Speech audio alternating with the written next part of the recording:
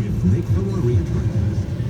3 minutes after 7 Thursday, April the 30th, the figures that show that the death toll in the United Kingdom is on course to be the worst in Europe, among the worst in the world. We'll give you full details on that, so let's immediately try to lift the mood and celebrate the great news that so-called captain, now Colonel, they've bypassed Major, I wonder why. Colonel Tom Moore has been given a promotion and looks forward to that fly past later this morning. We will cover that for you live. To the US, Donald Trump in denial. The US economy shrinks at its fastest rate for over 10 years. The growth that has been consistent quarter after quarter after quarter since 2014 comes to a grinding halt. We'll have a report on that. Joyous celebration for the Prime Minister and proof that for once I was onto something. I got a story right. This is me speaking with him in this studio in November. Another Johnson on the way. I'm not going to get into discussions of... Can you tell me there's not another Johnson on the way? I don't even think this is what the nation wants to hear. Well, the nation celebrates. Congratulations to you, Prime Minister. A dad again. We'll look at that. And in a part of West London each day, a family have come together to play the music.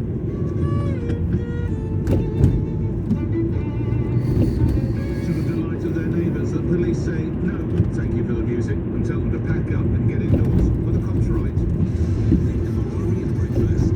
Call 0345 6060 973. Text 84850. Nick Ferrari at breakfast on LBC. I'm afraid there's no way of categorising this other to say that it's a very grim story we're about to share. It shows that the United Kingdom has suffered a terrible, horrific toll concerning coronavirus, and the figures just continue to stack up. Background for details now, OBC's political editor, Theo Ushworth. Theo. Grim news from the front line, Nick, in the fight against coronavirus. The death toll has now jumped to more than 26,000, and that is because the government has for the first time included not just hospital deaths, but also those who have passed away in care homes. Yesterday's toll stood at 786. It was higher than it has been for several days. Speaking at the Downing Street press conference, Foreign Secretary Dominic Raab said the rise was to be expected. Up to yesterday, on the new measure, we have recorded an additional 3,811 deaths in total. And I think it's just important to say that those additional deaths were spread over the period from the 2nd of March to the 28th of April. So they don't represent a sudden surge in the number of deaths. Worse still, Yvonne Doyle, Medical Director at Public Health England, said the death toll could be even higher if you take into account everyone who has had COVID-19 placed on their death certificate. CQC will also put out deaths in care homes, and they will not always be confirmed by testing. So in due course, those deaths may occur on death certificates. So we may expect more than we're seeing at the moment, yes. Boris Johnson on Monday, as he came back to work, praised the apparent success the UK had in fighting coronavirus. Keir Starmer, leader of the Labour Party in the House of Commons, questioned that comment. The government's chief scientific advisor indicated that government hoped to keep the overall number of deaths from coronavirus to below 20,000. He said that would be good, by which, in fairness to him, he meant successful in the circumstances. And we're clearly already way above that number. And we're only part-way through this crisis. And we're possibly on track to have one of the worst death rates in Europe. Now, when you look at the numbers, the UK is second only to Italy. But Dominic Raab said this was in Europe.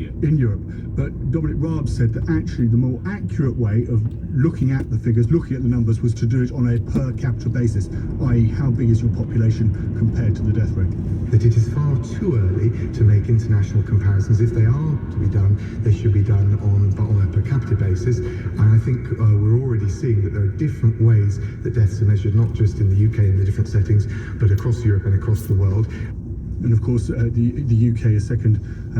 When you take into account those figures, Nick, the UK is not suffering to quite the same extent as if you just take the raw numbers in terms of number of deaths. We're down at fifth. Theo Ushworth, LBC's political editor, reporting. I'll see you later in the show, Theo. Thank you. 8 minutes after 7. Let's put some of these points then. First to Professor Sir David Spiegelhalter, who's a statistician, chair of the Winton Centre for Risk and Evidence Communication at the University of Cambridge, and also wrote The Art of Statistics. Okay, over to you then, Sir David. We hear raw numbers compared with each other. We hear it should be assessed per capita. Where do you stand? Which would provide any sense of clarity, do you think? Good morning. It's very difficult indeed to assess this. We've suddenly jumped by a few thousand cases. We're now second behind Italy. If we do it per million, we're third behind Belgium and Italy. But I'm not convinced it makes a lot of sense to talk about, league tables. This isn't Eurovision or anything, but we can say this is a huge impact of this epidemic. Different countries use different ways of counting the deaths. Spain, for example, doesn't include care homes. When those are included, they can just spike right up, just as we have. And as was mentioned in your report, this is still based on cases that have been tested for the virus. And if we add in all those that haven't been, then we'll be well above 30,000 now when we eventually find out, when we see the death certificates further down the line. You understand, I'm sure, Sir David, why the media, journalists do compare with other countries, because we're trying to get a yardstick of how this country, I have to say, how this government has fared. If we don't look at numbers, Sir David, what should we look? No, I think it is reasonable to look at numbers in their broad magnitude, and but it's difficult enough just to make these comparisons, let alone to say why places are different. There's so many reasons why countries may be different in terms of their demographics, the age of the population, as I said, in terms of the way they record the deaths. That's why many people are arguing now, in fact, it's too soon to say. We need to look in the longer term and look at how many excess deaths there are overall,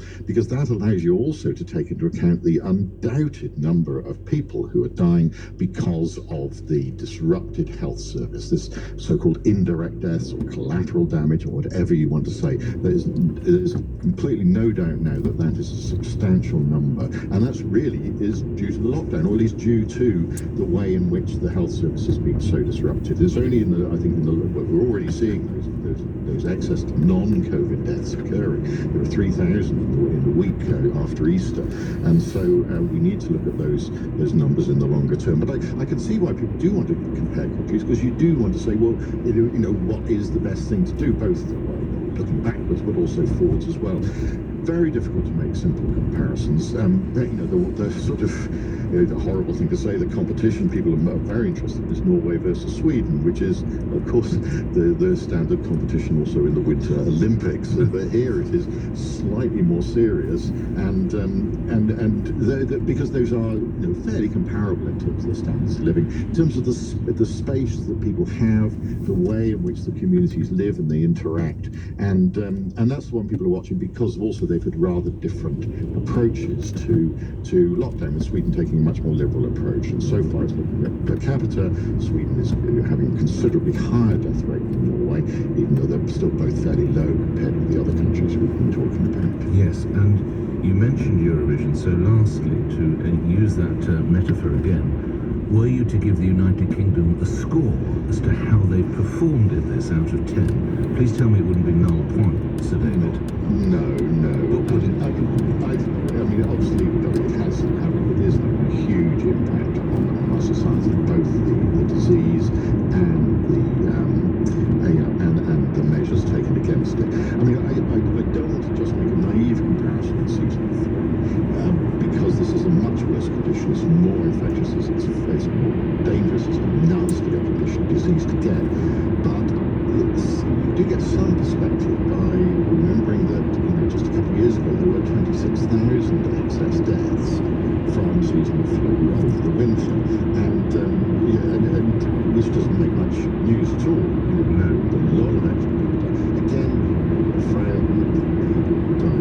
So we do have to take into account the fact that we do get epidemics, we do have these diseases that come, and that does put some perspective on these numbers, because But I will leave it. I have to for time reasons. I'm grateful to you, Professor Sir David Spiegel-Halter, your statistician and chair of the Winton Centre for Risk and Evidence Communication at the University of Cambridge. Just to give some background to the countries that Sir David mentioned there, he's compared Sweden and Norway. The death, again, this is per million head of population. So Sweden, where they were, to put it politely, quite lax or relaxed, 244 per 1 million. In Norway, where it was more in line with the strict lockdown, that comes in at 58, so 58 days, 244. Let's bring into the conversation someone who's actually qualified to speak on both counts, both the political and the medical side. Dr. Philip Lee is obviously a doctor and served as a Conservative minister. The fact that the government yesterday had combined the two figures, which one could argue they could have done weeks weeks ago. How embarrassing has that been for them? Good morning. Good morning, Nick. I mean, whether it's embarrassing or not, I really don't know. What I do know is that the scale of unnecessary loss of life in this country is unacceptable. And what pains me most is that we could have done so much better. And I'm very conscious of the fact that comparing figures at the moment by country is somewhat difficult because of a variety of different reasons. However, when you see that Taiwan has lost 6 lives and we have lost 26,000 and counting, their population is 23 million, ours is 66. They have many more visitors to the Chinese mainland, as you might imagine, every year than we do. It really does beg the question, how is it that we're counting in the thousands and they're counting in one here, one there? I mean, the difference is stark. And we have to ask ourselves, why is it our governance has failed so spectacularly? Couldn't these questions also be asked in Italy, Spain, France, Belgium, Doctor? Absolutely. Yes. Yeah, absolutely. I don't think that, I mean, I find it rather odd. I mean, maybe it's natural that we compare ourselves with European countries. I mean, in such an interconnected world, it doesn't take that long to fly a plane from Wuhan to London. Yes. And I think we should seek as a country to be as best prepared we possibly can be to any threat. And this was a national security threat, tier 1. Nick, I mean, we've made the right call over the years, and yet seemingly not prepared well enough, and seemingly ministers were not prepared to make critical decisions early in January. And so when you hear the Prime Minister and Dominic Raab and even the Health Secretary Matt Hancock talk of it being a success, how would you respond to that? Well, you'd clearly term it a success. It's utter nonsense. I mean, I think they're trying to express straws here. They can see that this hasn't gone very well at all. I do find it a rather odd sort of thing to aim for, the protection of the NHS. You all value the NHS. An aim of let's try to reduce the loss of life as the primary goal. I think the statistician makes a very valid point. The health service, yes, has withstood this, but at what cost to the provision of other services? But of course Italy's did, Doctor. Italy's did fall over, didn't it?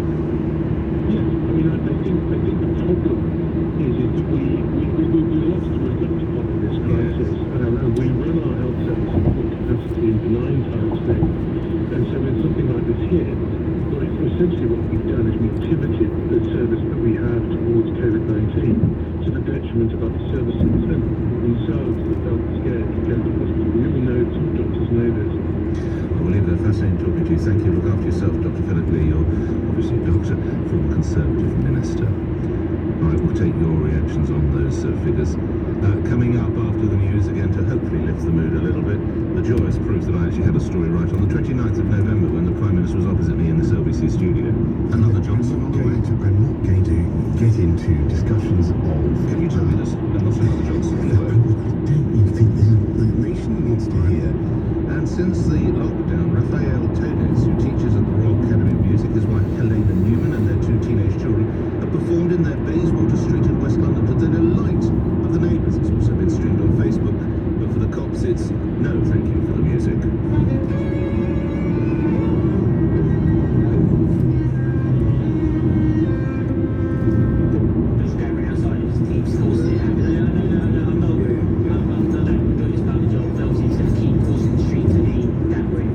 Did they really need to move the violinist on? That's later in the show. 7:15 LBC News headlines with Holly Harris. The Prime Minister will return to front the daily coronavirus briefing on a crucial day for the government, the deadline for reaching its testing target. The UK has now recorded the world's 3rd highest total of deaths from COVID-19, behind the US and Italy. And the US economy has experienced its sharpest fall since the global financial crisis, shrinking by 4.8% in the first 3 months of the year. The weather, showers for most part and quite windy, a high of 14 Celsius. LBC Travel, I'm Joanne Webb. One lane's closed on the M25 in both directions between junctions 5 at the M26 and the Claggett Lane services because emergency repair works are still taking place following an accident. In Kennington, one lane's closed on the A3 Kennington Park Road northbound at Penton Place. That's because a car has broken down. In Lewisham, Staplehurst Road is closed both ways. That's because of an ongoing police investigation. But please remember remember you should only be travelling if your journey is essential. This is LBC. Picture in your mind a stylish Audi with striking LED headlights, sporty alloy wheels, and some of our most advanced features, including a 10-inch digital cockpit and smart assistant systems like lane departure warning. Picture what that Audi looks like. Now think smaller. The Audi A1. It's not a small car, it's a small Audi. Visit audi.co.uk. Audi. Vorsprung Technik. Call Nick Ferrari now. 0345 6060 973 LBC. This is an important message from the government. For now, we must all still stay at home. It can be hard, but it's making a difference. So please keep going for the ones you love. Keep going for every key worker on the front line as they keep going for us. Keep going because together we will beat the virus. For all of you making sacrifices every day, thank you. Stay home, protect the NHS, save lives. Blagging your way through the kids' schoolwork, pretending you always knew the capital of Brunei is Bandar Seri Begawan, when really you're frantically scrolling through the internet with your phone under the table, hoping that they just think you're an absolute fountain of knowledge. Whatever you rely on the internet for, rely on TalkTalk to stay connected. TalkTalk for everyone. If running a business wasn't challenging enough, being forced to operate a business remotely can be the difference between sink or swim. It can be tough to collaborate with your team without the appropriate technology. And as IT experts, Vertigan can help. With Vertigan, you can be certain that your business is functioning at its best. Vertigan.com. That's Vertigon.com. Vertigan. Keeping your business running. It's time for some truth. Time to settle once and for all that nagging doubt about whether you've been missold. If you've lost money on a stocks and shares ISA or investment bond sold by a bank as a claims management company, Goodwin Barrett could get to the truth and deliver you compensation. You could do all this yourself and refer to the Financial Ombudsman for free, but there are so many other things you may want to do with your time. So text SOLD to 78900. That's SOLD to 78900. Time for some truth. Nick Ferrari at breakfast on LBC. With Zero, accounting software for small businesses that works anywhere you do. 7:21 is the time. You're listening to LBC News breaking at this hour. The supermarket Sainsbury's has warned of a hit of over £500 million to profits for 2020 to 2021 as a result of coronavirus. A 2% fall in underlying pre-tax profits to 586. I mean, this is still pre-tax profits of 586 million. We'll have more detail on that, but I find that truly extraordinary because I was in one yesterday. Admittedly, I used the smaller ones, the City Metro, no, that's Sainsbury's, Tesco Metro. Anyway, you know the ones I mean, they're in like busy parts of town. Sainsbury's Local, is it? Thank you, my colleague there. Sainsbury's Local, they're the ones to get into. Boom, done, roused, out of there. But there were still a lot of people in there, so God only knows what the big ones are like. So why aren't they taking the money? Alex, I'm going to talk to you about the grim news concerning the figures. Let me to quickly take you through, actually let me give you that toll before I take you through the front pages, just to share with you. This is the global picture, coronavirus cases. 3,220,847, so well on track to be 3.5 million, isn't it? Number of deaths now 228,239. Here in the UK, confirmed cases 165,221, of whom sadly 26,097 have succumbed to the symptoms. The lift, of course, just to explain, it was 765 in regular reporting, for want of a better expression, but of course 4,419 were added to that grim toll from care residential homes. And my absolute condolences to you. These are just numbers that I'm quoting. I appreciate that, human lives. So my absolute commiserations.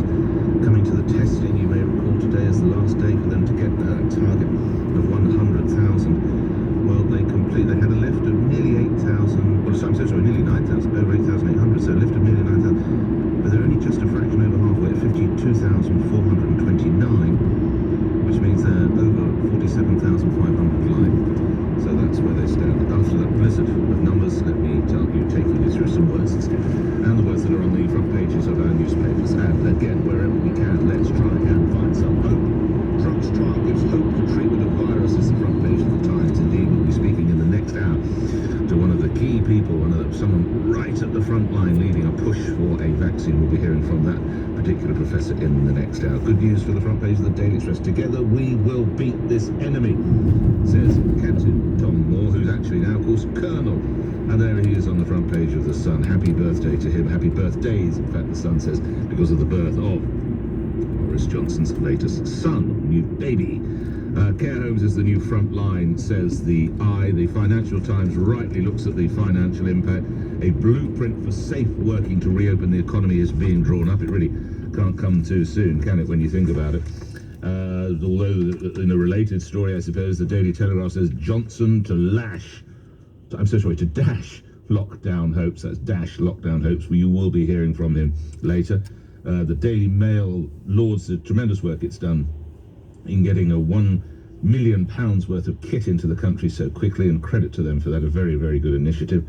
The Daily Mirror says, calls it a national tragedy, those figures.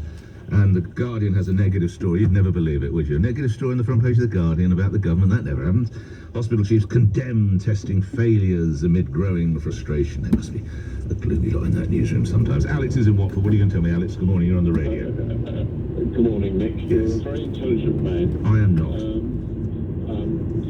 Surely you can understand that the WHO have got to give this country more guidance on the way forward with this pandemic. Oh, give me a break. In March, the Director General was still saying that China had been a classic example of how to deal with it. In China, they suppressed the news. In February, he was in Beijing, sitting with President Xi, saying that it had been marvellous way to, while President Xi's troops were locking people up in Wuhan. The WHO failed. All right. We've all made mistakes. If you keep going backwards, we'll never go forwards. Well, what has the World Health Organization done that's been any... They can't even decide whether or not to advise to wear masks. All right. Well, there's 195 countries doing different things, doing with this virus in different ways. Right. We've got the Alistair Campbell's correct. We should be subject to this daily soap opera, but the soap opera of the Prime Minister, in my opinion. Right. All right then. What are we going to do then? We're going to do this. Italy's going to do that. We've got to attack this virus. There's one. Well, we are attacking it, and I would just say this, and quite rightly the government is held to account, but their prime role or prime desire was to prevent the NHS from collapsing, and it would look like they've achieved that, which Italy didn't manage. Italy had people dying in hospital corridors. That was one of the greatest fears. Now, I'm not for 1 minute portraying this as an absolute slam-bang success for the government, but let's just remember what they have achieved in the teeth of the most extraordinary conditions. Nick, we're playing Russian roulette with the human race. Well, every country is, my friend. And for whatever reason, Europe has coopted far greater than any other continent. I don't know why. Why was Ebola so prevalent elsewhere? I just don't know, and it will probably take time. But if you compare us with other European countries, could we have done better? Of course we could have done better. And I'm sure they're thinking that in Rome, and in Brussels, and Madrid, and Paris, and everywhere else, of course. But if you allow that they wanted to keep the NHS going, they would appear to have done that. And to point to the World Health Organization, which, as I say again, in March, the Director General was still saying what a great job China had done, and the months prior to that, he was sitting with President Xi, saying that they were a world leader. Give me a break. They were locking people up. Alex, thank you for your views. Shall we look at other news, and good news, because I actually got a story right for once. Boris Johnson was opposite me in this studio in November. You'll be moving in to number 10 with a partner considerably younger than you. There was great excitement of the pitter and patter of tiny feet with the previous Prime Minister. Might that happen again? Nick, I think I'm gonna humbly and respectfully make the same point that I just. I don't believe in dragging into. You mean there might be another Johnson on the way? I'm not going to get into discussions of. Can you tell me there's not another Johnson on the way? As if the country hasn't suffered enough from the existing tribe. I don't know if we can take any more.